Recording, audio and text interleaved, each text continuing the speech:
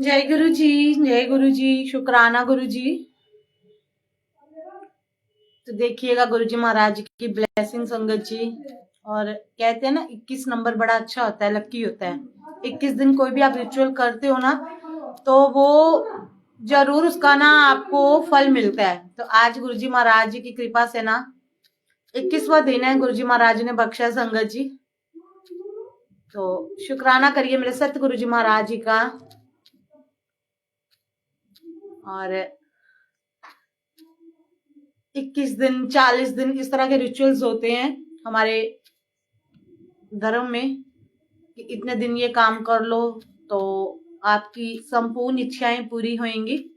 तो आज हमारे सतगुरु जी महाराज ने हमारा 21वां दिन लिया है, तो शुक्राना। तो अर्चना जी, जय गुरु जी। तो सभी का स्वागत है संगत जी, जुड़ते जाएं, जल्दी से जल्दी जुड़ते जाएं ताकि हम आज का कार्यक्रम शुरू कर सकें। और आप सबका बहुत बहुत शुक्राना लगातार बने रहने के लिए। और जल्दी जल्दी से बुलाइए अपने सभी रिश्तेदारों को, अड़ोसियों को, पड़ोसियों को, जिनका भी आप भला करना चाहते हो संगत जी, सबको जोड़िए साथ साथ।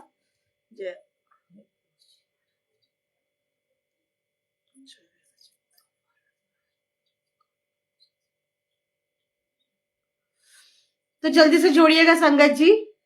और शेयरिंग जुड़ते ही करिएगा, क्योंकि शेयर करने से ना आप और लोगों को जोड़ते हो अपने साथ। तो जोड़ना बहुत अच्छी बात है संगत जी। और इस 21 दिनों में हमें कुछ ना कुछ तो सीखने को मिला ही है। तो शुक्राने मेरे रब के, शुक्राने हैं आप सबके जो बने हुए हैं। और आज ना मुझे थोड़ी बोलने में दिक्कत हो रही है, मेरे ना यहाँ टंग के अंदर ना एक दाना सा निकल गया, शायद गर्मी हो गई है। तो अभी मैं नींबू पानी भी पी के आई हूँ, बहुत बोलने में प्रॉब्लम आ रही है। जय गुरु जी ज्योति जी। तो चलिए संगत जी शुरू करते हैं आज का कार्यक्रम। और गुरु जी महाराज जी से अरदास करते हैं कि गुरु जी महाराज जिस तरह से सुख से आपने ये 21 दिन हमारे निकाल दिए हैं, उसी तरह से आगे भी ये पाठ पूरा संपूर्ण होना चाहिए। ये जो ग्रंथ है आपका शिव पुराण, ये पूरा संपूर्ण होना चाहिए। कोई विघ्न नहीं आनी चाहिए, कोई बाधा नहीं आनी चाहिए। और जाने जाने हमसे कोई भूल होती है प्रभु तो हमें क्षमा करना। गणपति गणेश जी के चरणों में कोटि कोटि प्रणाम है। माँ सरस्वती आप हमेशा हमारा साथ देती हो, आप ज्ञान की देवी हो, तो हमेशा हमारा साथ देना। हम आपके बच्चे हैं, जाने जाने हमसे कोई भूल चूक हो तो हमें माफ करना। तो चलिए संगत जी मंत्र जाप करते हैं और साथ के साथ आप जोड़ते भी जाएं। संगतों को शेयर जरूर कर दें, क्योंकि बाकी की संगतों को भी जोड़ना है। और इसीलिए जोड़ना है, मैं बार बार कहती हूँ, ताकि ये जो ज्ञान का रस जो हम पी रहे हैं वो भी पिए और उनको भी जो प्रॉब्लम से छुटकारा मिले उनकी भी लाइफ में खुशहाली आए। ओम नमो शिवाय, शिव जी सदा सहाय। ओम नमो शिवाय, गुरु जी सदा सहाय। ओम नमो शिवाय, शिव जी सदा सहाय। ओम नमो शिवाय, गुरु जी सदा सहाय। ओम नमो शिवाय, शिव जी सदा सहाय। ओम नमो शिवाय, गुरु जी सदा सहाय। ओम नमो शिवाय, शिव जी सदा सहाय। ओम नमो शिवाय, गुरु जी सदा सहाय। जय हो मेरे गुरु जी महाराज। तो जुड़ते जाए संगत जी और सभी को जोड़िए भी अपने संग। तो चलिए आज का पाठ में शुरू करती हूँ। तो आज का जो अध्याय है संगत जी, उसका जो मेन विषय है तो वह किस बारे में है? शिव नाम जप तथा बसम धारण की महिमा, त्रिपुंड्र के देवता और स्थान आदि का प्रतिपादन। तो ये सब आज आपको सुनने को मिलेगा संगत जी। तो जल्दी से जोड़िए अपने सभी संगी साथियों को। तो मैं पाठ शुरू करती हूँ संगत जी। ऋषि बोले, महाभाग व्यास शिष्य सूत जी आपको नमस्कार है। अब आप उस परम उत्तम बसम का महात्म का वर्णन कीजिए। बसम महात्म, रुद्राक्ष महात्म तथा उत्तम नाम महात्म, इन तीनों की परम प्रसन्नता पूर्वक प्रतिपादन कीजिए और हमारे हृदय को आनंद दीजिए। सूत जी ने कहा, महर्षियों आपने बहुत उत्तम बात पूछी है। यह समस्त लोगों के लिए हितकारक विषय है। जो लोग भगवान शिव की उपासना करते हैं वे धन्य हैं, कृतार्थ हैं, उनका देह धारण सफल है तथा उनके समस्त कुल का उद्धार हो गया। जिनके मुख में भगवान शिव का नाम है, जो अपने मुख से सदाशिव और शिव इत्यादि नामों का उच्चारण करते रहते हैं, पाप उनको स्पर्श नहीं करता।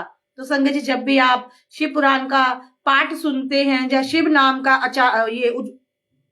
उच्चारण करते हैं, तो आपको जो कष्ट है वो छू भी नहीं सकते हैं, आपको किसी भी चीज का भय नहीं लगता। जैसे खदिर वृक्ष के अंगार को छूने का साहस कोई भी प्राणी नहीं कर सकते, हे श्री शिव आपको नमस्कार है। श्री शिवाय नमस्तुभ्यम। ऐसी बात उनके जब मुंह से निकलती है, तब वह मुख समस्त पापों का विनाश करने वाला पावन तीर्थ बन जाता है।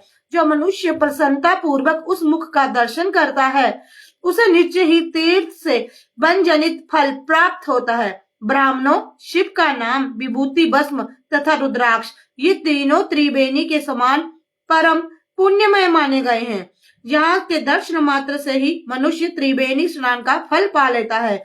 भगवान शिव का नाम गंगा है, विभूति जमुना मानी गई है तथा रुद्राक्ष को सरस्वती कहा गया है। देखिए संगत जी, आज भी कुछ सीखने को मिला है ना। देखिए, जो भगवान शिव का नाम है वो गंगा है, मतलब गंगा नदी को आप भगवान शिव समझ के ही उसके भीतर डुबकी लगाते हो आप।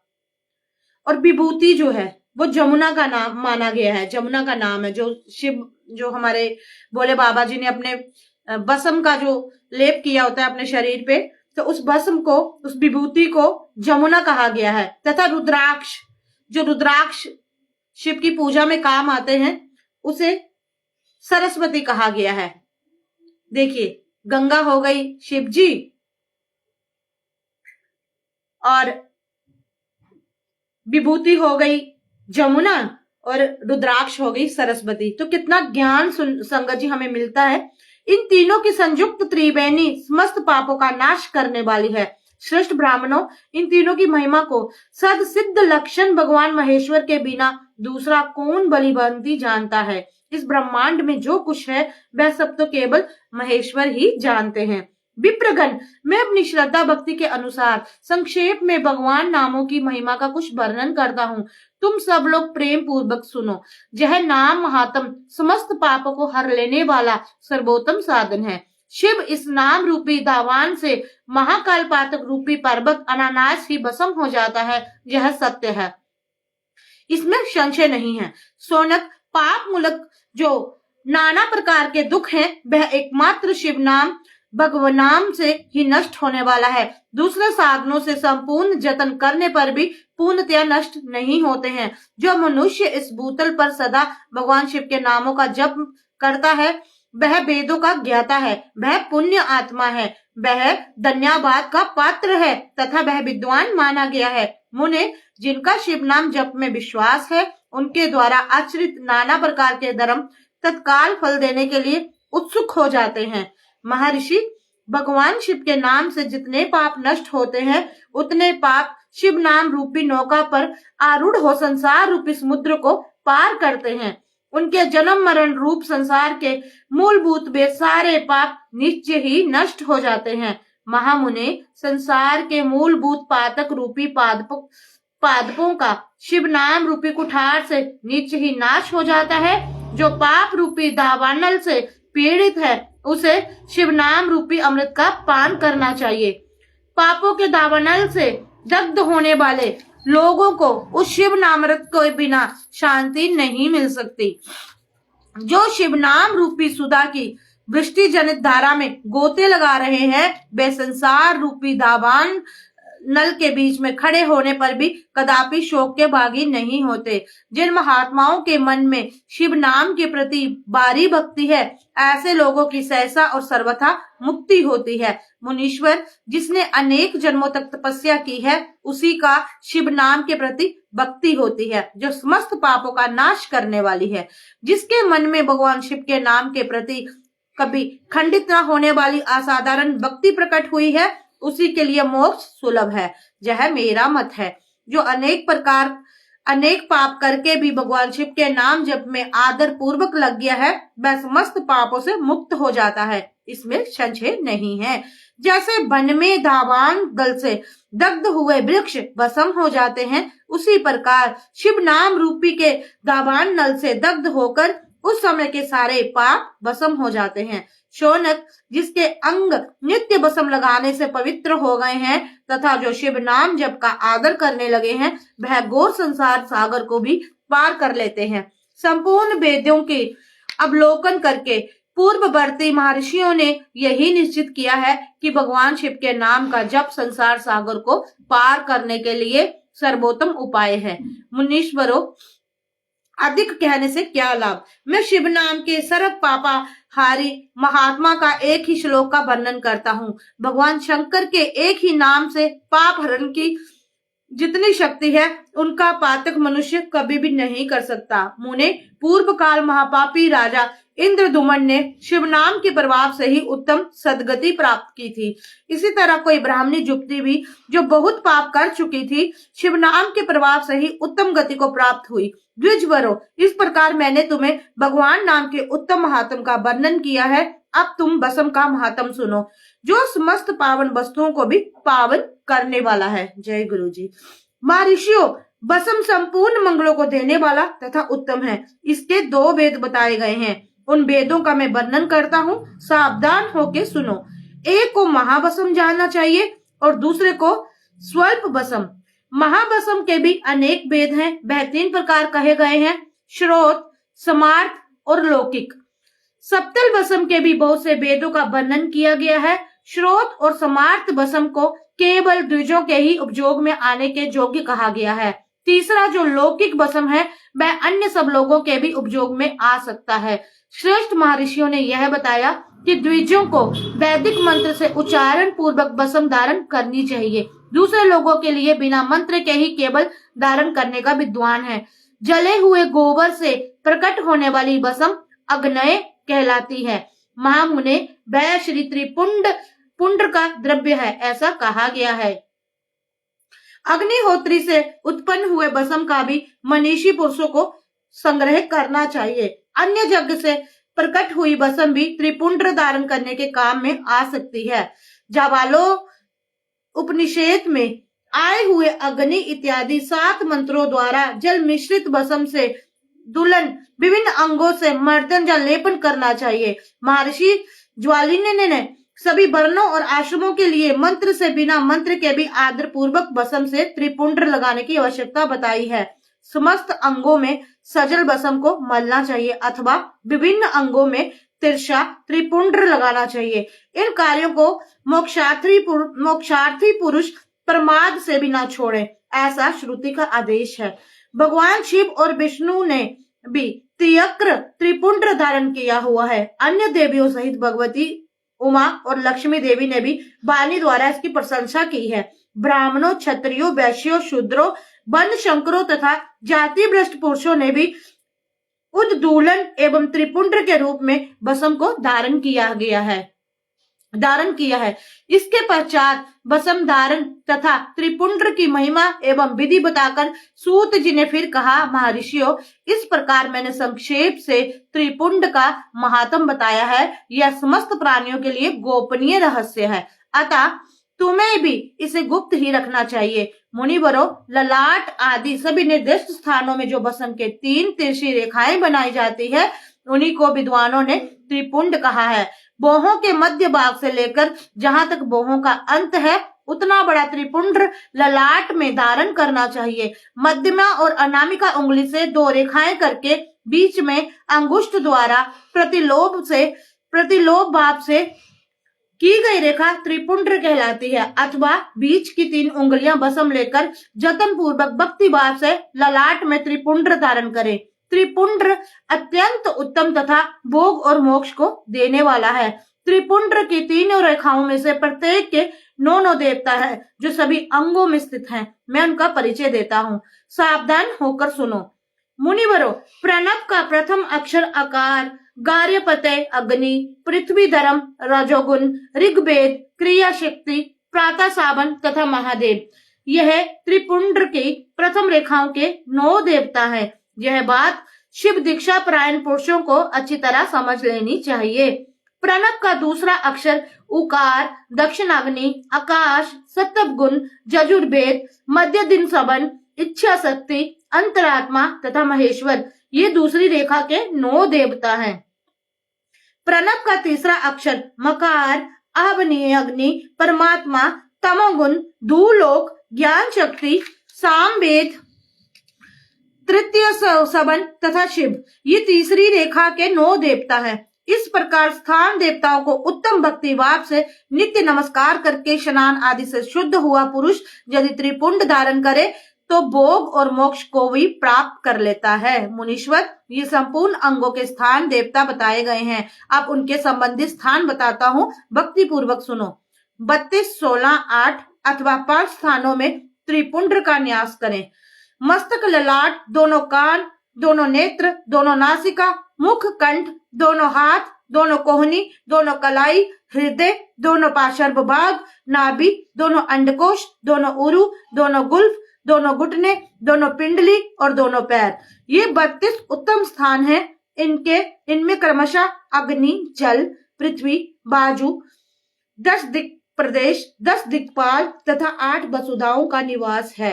दर, ध्रुव, सोम, आप, अनिल, अनल, प्रत्युष और प्रभास ये 8 वसु कहे गए हैं। इन सबका नाम मात्र लेकर इनके स्थानों में विद्वान पुरुष त्रिपुंड धारण करे अथवा एकाग्र चित्र होके 16 स्थानों में ही त्रिपुंड धारण करे। मस्तक, ललाट, कंठ, दोनों कंधों, दोनों भुजाओं, दोनों कोहनियों तथा दोनों कलाइयों में, हृदय में, नाभि में, दोनों पसलियों में तथा पृष्ठ भाग में त्रिपुंड लगाकर वह दोनों अश्विनी कुमारों का शिव, शक्ति, रुद्र, इष्ट तथा नारद का और भामा आदि 9 शक्तियों का पूजन करे। ये सब मिलकर 16 देवते हैं। अश्विनी कुमार 2 कहे गए हैं, नासक्य और दस्त्र अथवा मस्तक, केश, दोनों कान, मुख, दोनों भुजा, हृदय, नाभि, दोनों उरु, दोनों जानु, दोनों पैर और पृष्ठभाग इन 16 स्थानों में 16 त्रिपुंड का न्यास करें। मस्तक में शिव, केश में चंद्रमा, दोनों कानों में रुद्र और ब्रह्मा, मुख में बिगन राज गणेश, दोनों भुजाओं में विष्णु और लक्ष्मी, हृदय में शंभु, नाभि में प्रजापति, दोनों उरुओं में नाग और नाग कन्याएं, दोनों घुटनों में ऋषि कन्याएं, दोनों पैरों में समुद्र तथा विशाल पृष्ठभाग में संपूर्ण तीर्थ देवता रूप से विराजमान है। इस प्रकार 16 स्थानों का परिचय दिया गया है। अब 8 स्थान बताए जाते हैं। ब्रह्मा स्थान, ललाट, परम, उत्तम, करण जुगल, दोनों कंधे, हृदय और नाभि ये 8 स्थान हैं। इनमें ब्रह्मा तथा सप्त ऋषि ये 8 देवता बताए गए हैं। मुनीश्वरों, बसम के स्थान को जानने वाले विद्वानों को इस तरह 8 स्थानों का परिचय दिया है अथवा मस्तक, दोनों भुजाएं, हृदय और नाभि इन 5 स्थानों को भस्म वेत्ता पुरुषों ने भस्म धारण करने के योग्य बताया है। यथा संभव देश, काल आदि की उपेक्षा रखते हुए उद्दुलुन भस्म को भी अभिमंत्रित करना और जल में मिलाना आदि कार्य करे। यदि उद्मलन में भी असमर्थ हो तो त्रिपुंड आदि लगाए। त्रिनेत्रधारी, तीनों गुणों के आधार तथा तीनों देवताओं के जनक भगवान शिव का स्मरण करते हुए ओम नमः शिवाय कहकर ललाट में त्रिपुंड लगाएं, पुंड लगाएं। ईशाभ्यय नमः ऐसा कहकर दोनों पार्श्व में त्रिपुंड धारण करे। बिजभ्या यह बोलकर दोनों कलाइयों में भस्म लगावे। पितृभया कहकर नीचे अंग में उमेशाभ्या कहकर ऊपर के अंग में तथा भीमाय कहकर पीठ में और सिर के पिछले भाग में त्रिपुंड लगाने चाहिए। तो कितना संगत जी, सच्ची में मैं लिटरली शॉक्ड होती हूँ। ये कितना ज्ञान इसमें दिया गया है शिव पुराण में, तो कितना टफ है, मतलब जो चीजें हमें समझ ही नहीं आती और मेरे ख्याल से बहुत कठिन है। मैं हमेशा कहती हूँ ना पाठ पढ़ के, क्योंकि जब कोई कहानी थी, जिस तरह से कहानियां थी पहले आपने सुनी, तो वो कहानियों की फिर भी हमें समझ आती थी, पर इस तरह के पाठ की हमें समझ नहीं आती है। तो बस मैं सतगुरु जी महाराज से यही कहूंगी कि सतगुरु जी महाराज, बस मैं पढ़े जा रही हूँ और इनका अर्थ मुझे अभी नहीं समझ आ रहा, जो कि मैं अपनी गुरु संगतों को भी समझाऊं। तो मैं आपसे भी माफी चाहती हूँ गुरु संगतों से। तो संगत जी 1 मिनट, कृष्णा मैं घर पे हूँ, आजा बेटा।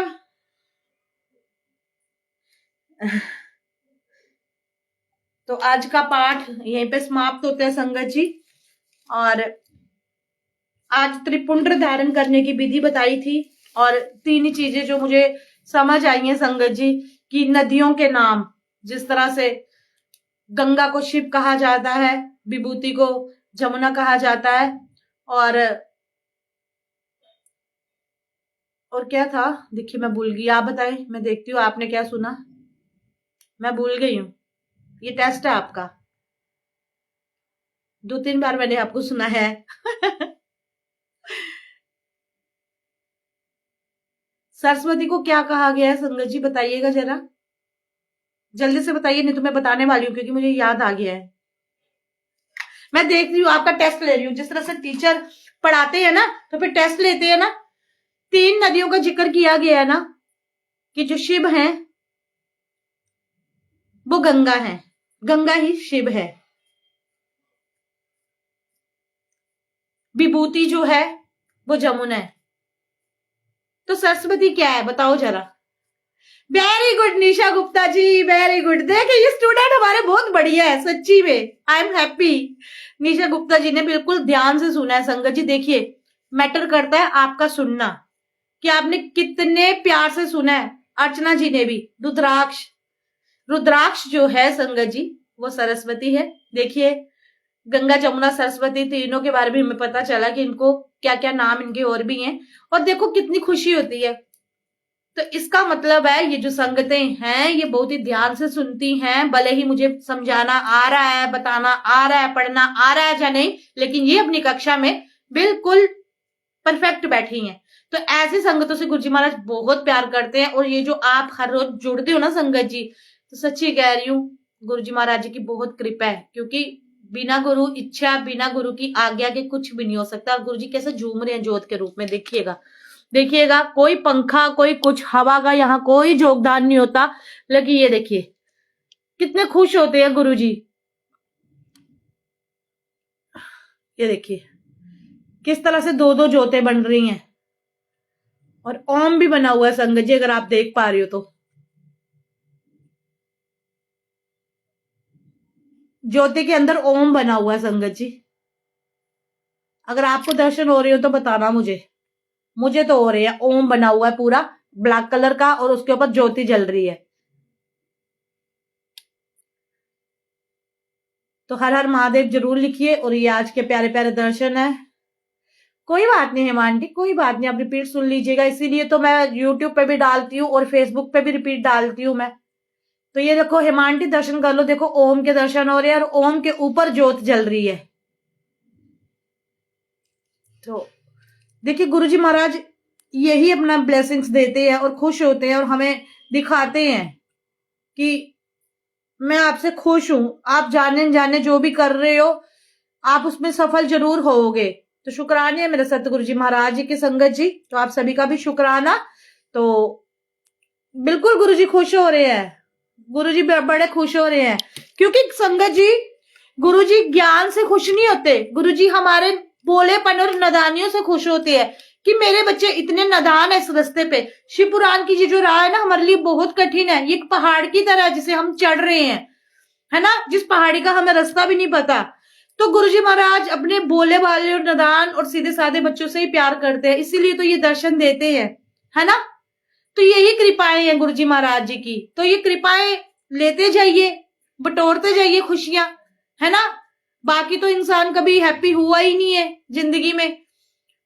अब मेरा ही ले लो, बहुत सारे लोग मुझे कहते हैं उठो उठो उठो आंटी उठो। संगतें नहीं, संगतें तो मेरी गुरुजी की जो हैं बहुत प्यारी हैं, उठो उठो आंटी।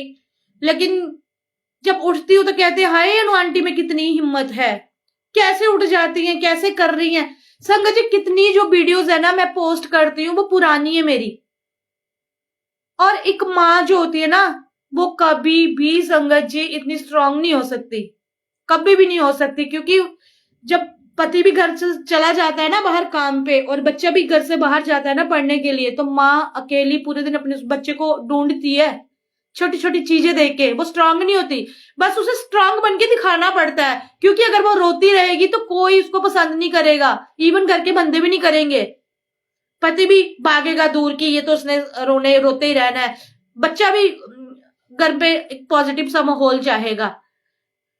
तो बस अपने दर्दों को छुपा के आपको दूसरों की खुशी बनना पड़ता है। खुद आपके अंदर जितने मर्जी जख्म है उनको छुपाना पड़ता है, क्योंकि आपके जख्मों से कोई प्यार नहीं करेगा, आपके चेहरे की हंसी से सब प्यार करेंगे। इवन अगर मैं खुद भी पर्सनली अपने आईने में अपना चेहरा देखूंगी तो हंसता खिलखिलाता ही मुझे अच्छा लगेगा। जब मैं ही खुद से ऐसे रूप में प्यार नहीं करूंगी तो दूसरा कौन मुझसे करेगा। तो हर वक्त सुबह से लेकर रात तक बच्चे की यादें होती है। जिस बच्चे ने 23-24 साल घर में बिताए हो तो उसकी कितनी यादें होती हैं, उसके कपड़े, उसका सामान, उसकी छोटी छोटी चीजें, उसकी आवाजें कानों में गूंजती हैं संगत जी। लेकिन बस मजबूत बनना पड़ता है। तो चलिए, ज्यादा बातें हो जाती है फिर और मैं ज्यादा ही शुरू हो जाती हूँ। नहीं हेमा आंटी, मैं लोगों की परवाह नहीं करती, बस मैं हैरान होती हूँ। पहले तो कहते हैं कि अनु आंटी हिम्मत करो, उठो उठो, और जब वो उठती है औरत तो उसको कहते हैं हाय कितनी हिम्मत वाली है, देखो हम होते तो शायद हम भूल ही नहीं पाते। अरे आपको कैसे पता कि मैं अपना बच्चा भूल गई हूँ? किराए की कोख का बच्चा थोड़ी था, मेरा था। नहीं भूलता, बिल्कुल नहीं भूलता, लेकिन आपको चलना पड़ता है और चलते चलते उसे याद रखना पड़ता है और उसी बच्चे को मत्था टेकना पड़ता है कि मुझे ताकत बना, ताकत बना।